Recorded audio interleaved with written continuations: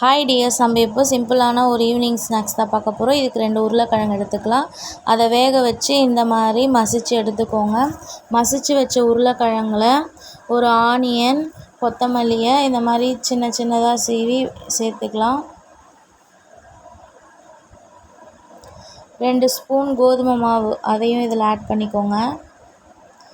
தேவையான அளவு உப்பு, கொஞ்சம் மஞ்சள் தூள், கொஞ்சம் தனி மிளகாத்தூள், அதாவது கார மிளகாத்தூள்,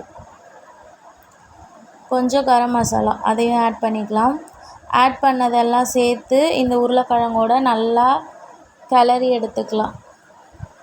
நீங்கள் இதில் தண்ணியோ எதுவுமே ஆட் பண்ண வேணாம். நம்ம போட்டிருக்க மசாலாவை உருளைக்கிழங்குல சேர்த்து நல்லா பிசைஞ்சு எடுத்துக்கோங்க.